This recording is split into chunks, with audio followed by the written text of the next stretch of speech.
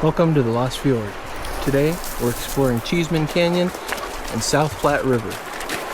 One of the prettiest areas in this part of Colorado, and definitely one of the most studied, if for nothing else for the fishing. Come along.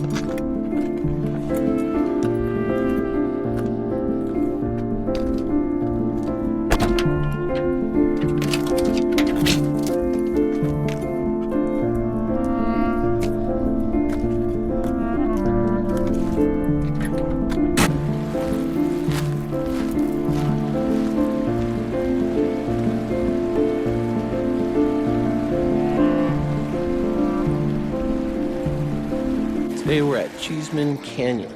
Not hard to get here, but almost immediately once you get off the parking lot, it starts to feel like it's pretty remote, which is nice. And with the reservoir at the top of the trail and all the water you hear and see today, it's all managed water, which is pretty cool.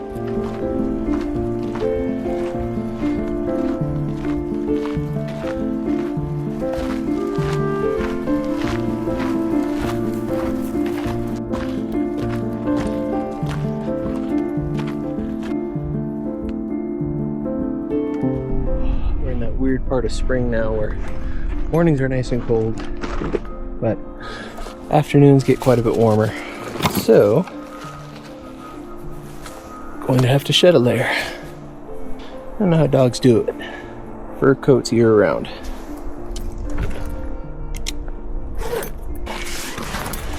There we go. Alright. Kind of interesting how this tree's spinning and broken. Almost looks like a giant vampire stake. For, you know, giant vampires. You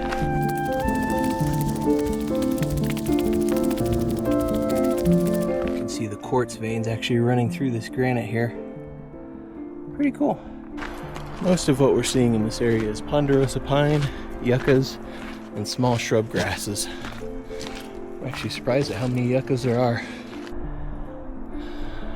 Pretty much everything you can see sprouting up on this hillside is all yucca. It'd be a great find if you ever needed a bunch of thread or needles. They work pretty well. Some of the trees you can see here are cut down, but it looks like a lot of them are also blown down. I'm guessing with this little valley right here, you probably get some pretty good wind.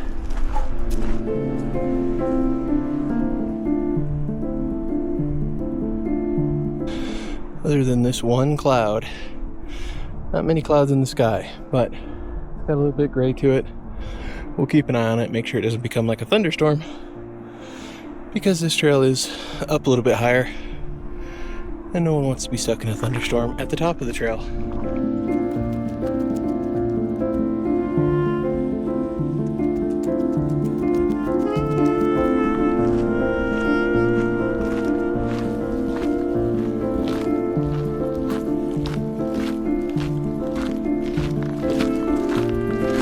The way they've got this trail cut so far is you seem to go up a little curve, back down into what's probably a seasonal runoff, and then back up. And every time we cross one of those, all I can think of is when I lived in Hawaii, going to Waimanu Valley. You take these huge, big, steep climbs, and then you'd cut back down into the valley, and you'd do a steep decline, and then there'd be a waterfall or a stream or something beautiful, of course. So you'd stop and you'd take a break or play in the pool if there was one under that. And you go, and you go way back up and way back down. Good old days. Thankfully, that was at sea level. We don't have to do quite as much here. As we start our descent down here, we're going to end up in Cheesman Canyon. But along the river here is apparently what they call Gold River or Gold Medal River, something to that effect, because apparently the fishing is really good. So we'll take a look and see if we can see any fish. I didn't bring my fishing pole today. Should have though. This tree had a cool placard on it. It's a bearing tree. I'm not quite sure what that means, but I bet you I could look it up. If I look it up and can figure it out, I'll post it down here at the bottom of the screen. That way we can learn together.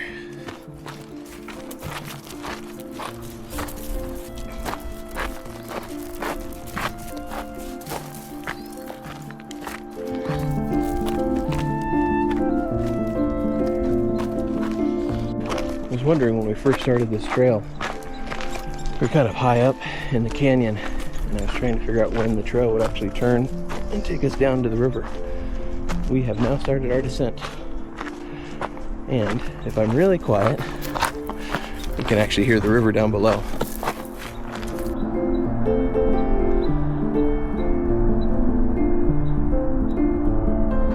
I like how they've cross-cut all their logs into very geometric shapes.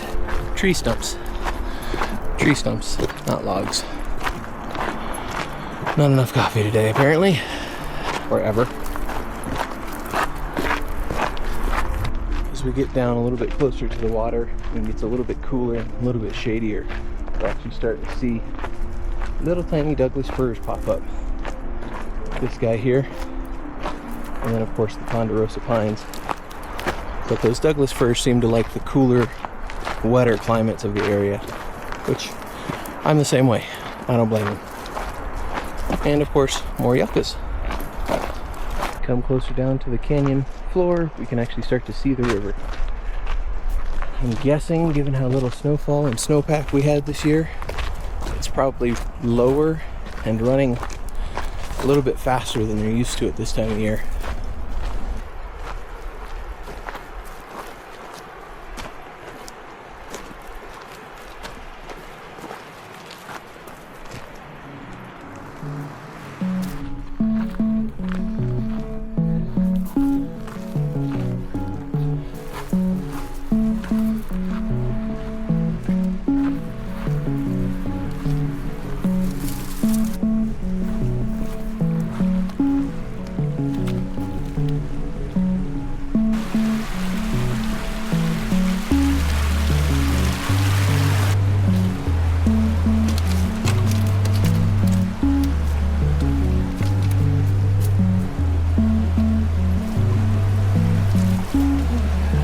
So on this part of the South Platte, it's actually a gold medal fishery, which means per mile it's got bigger trout, gold medal style trout. It's pretty cool.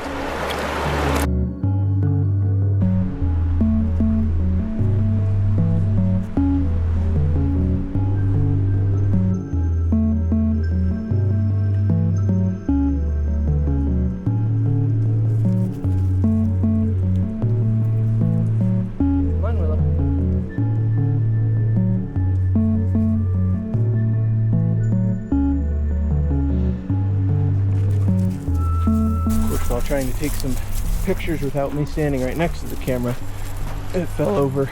I think may have scratched the lens, so hopefully it's not too scratched. One of the other cool things about this part of Platte River, in this canyon, the flow is actually managed by the dam. So if they want to release more water, they can. Less water, same thing. So from what I understand, apparently the fish here are pretty smart, because this is such a popular fishing destination. The dumb fish get caught. The smart ones tend to make it a little bit longer.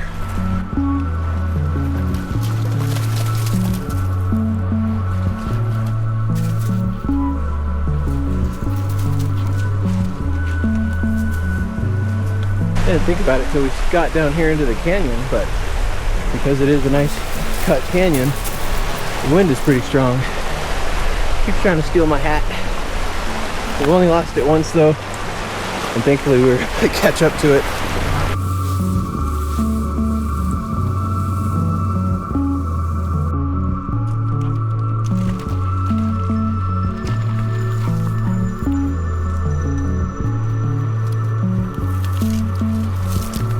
Some fast running spots, some beautiful slow spots like this.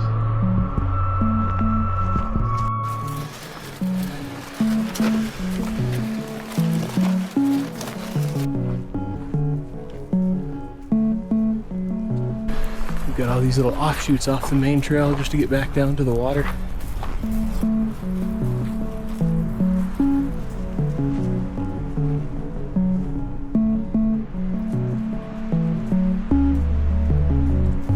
I'm pretty sure the wind is playing tricks on me because anytime I set my camera down to film or record or take a picture or anything like that, wind picks up, knocks it over. And of course it never lands on like a side or anything like that. Nope. Lands on the lens.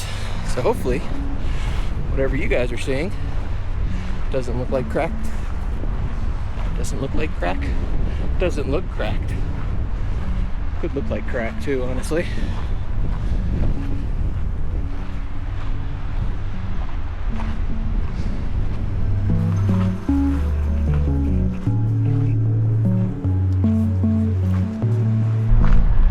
Try to give you guys the best view of all this stuff while we're out and about, especially in these beautiful places.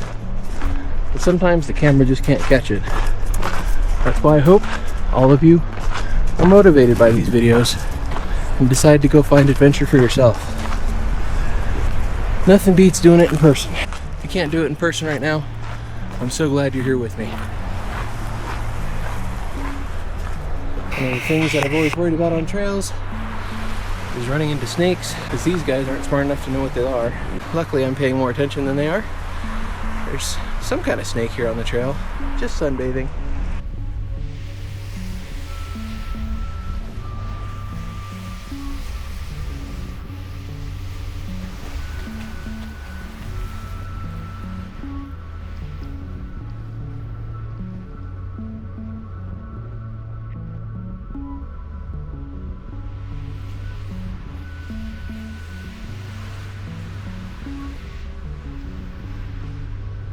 That was super cool seeing that snake. I have no idea what kind it was though. I've not seen yellow and brown like that before.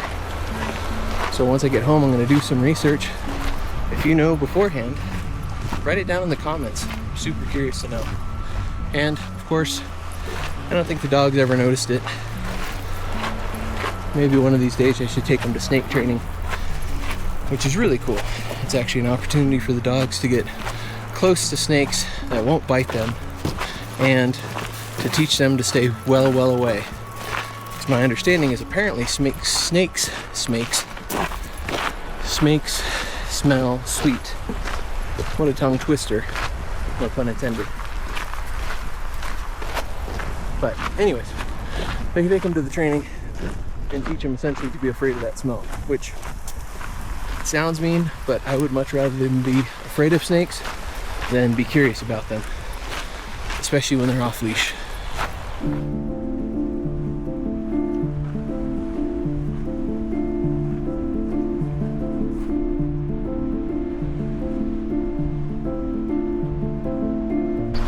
The original dam was built in the 1900s, and it was actually one of the largest masonry dams in the world.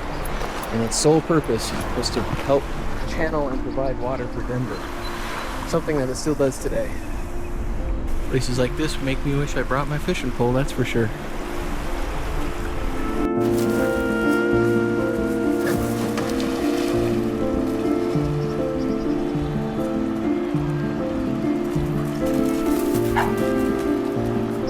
Places like this that make me wish I did bring my fishing pole, or did bring my camp set, so I could sit and make lunch or something like that here against the river. That's right.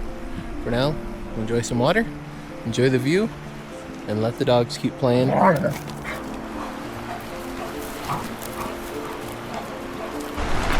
Even with the dam in place in 1933, after a bunch of heavy downfall, the canyon here actually flooded destroying tons of things downstream as it pushed through.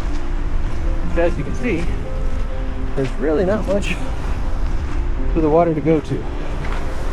So, lots of water, narrow space equals lots of power. Now I'm on high alert for more snakes. A, because they're cool, but B, don't need these guys running into them.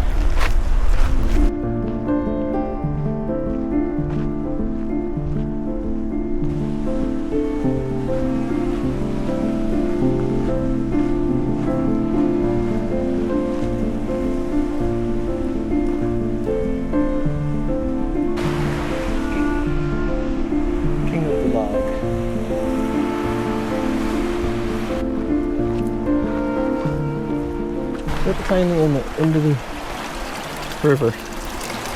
Not sure what's feeding it. Boy, look at that ponderosa pine. Looks long dead, but boy is it tall. Probably 100 feet or so, at least. Too bad we can't camp in this area. There's some beautiful spots. That would be great for a small shelter, either right up against the river, given there weren't any expected floods, or you get cool stuff like this that you could easily put a shelter in and be pretty safe and protected from the elements and the wind, which in a canyon is prime real estate.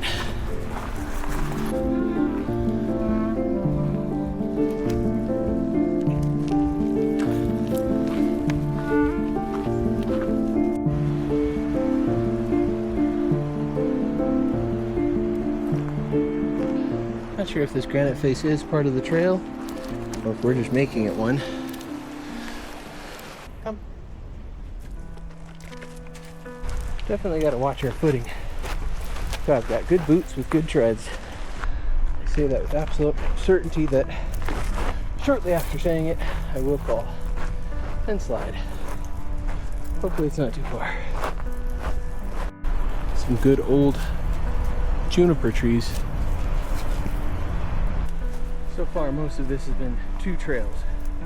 You've got the one that's a bit higher along the canyon, and then you've got the one that's down by the river. Unfortunately, sometimes the one by the river is impassable. Sometimes the one up the canyon, also impassable. So we keep having to kind of crisscross to find which trail we want to take. And now, we're going up. 4-paw drive seems to be much more suited for this than 2-leg. There's been a couple of spots where the incline or decline is either steep enough that it's safer for everybody, or just let them off leash.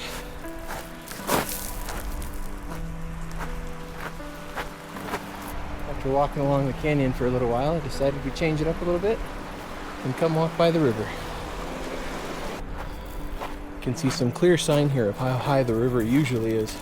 You can see where it's a little bit lighter. So it's down at least 2 feet from what it probably normally is. If you had polarized sunglasses, you'd be able to see, I see 6 or 7 fish kind of right there in that slow spot. Queen of the Rock again. I think she does it so she can feel taller than Geralt. Outside of the fish that we normally see here, I've seen a couple of birds of prey, which probably use the updrafts in the canyon. Probably make it a real easy flight. And I'm guessing where there's water, you probably get some mule deer, maybe some elk. I don't know if they migrate through this area here. Who knows? And probably an odd mountain lion or two, bear. Those would be cool to see. And of course the snakes. We like the snakes. Those are kind of cool. Like little small pieces of granite instead of the big slabs. I gotta figure out what kind of plants those are. They're super tall. That one right there in the middle is probably at least 6 foot tall. And there's some more down there by the river. Almost looks like little alien pods.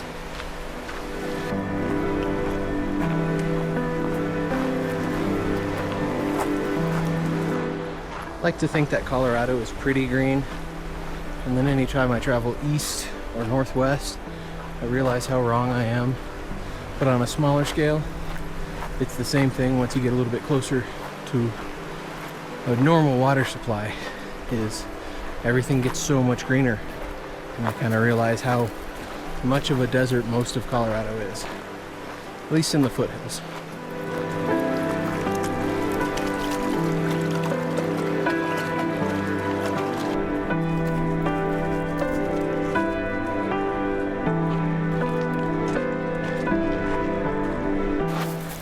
This is pretty cool. I haven't seen a pine tree this big around. Actually, I don't know that I've seen one this big around in Colorado. Takes a lot of years, a lot of water.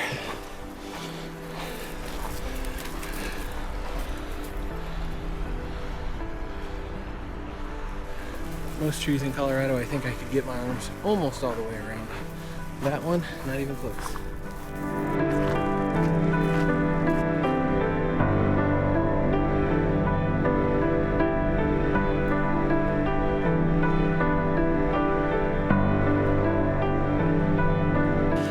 You guys get to be witness to something I've never seen before.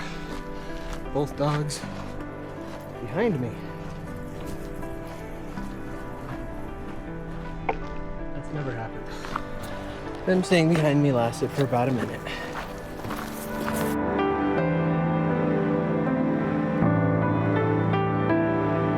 So I just figured out something interesting about my Grail bottle. A warning for anyone else that might get one. Make sure that your filter is clamped all the way on. I apparently did not do that.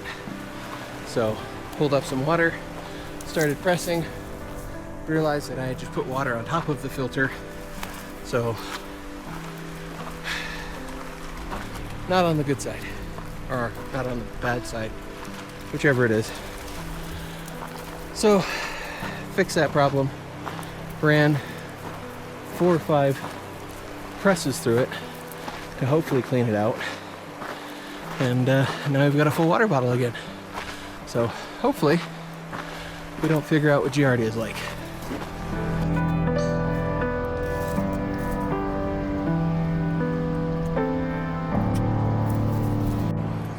And here we are. We've made it to the end of our trail for the day. Beautiful, spectacular views. Definitely worth the hike if you get the chance. So if you enjoyed the peace and quiet on today's trail, take it as a sign. I share places like this every week and hope you'll come along for the adventure. If you click that like and subscribe button, you'll hear about every new adventure, hopefully every week. And if you're looking for the next quiet hike, check out the playlists here. Explore everything, and we'll see you out there.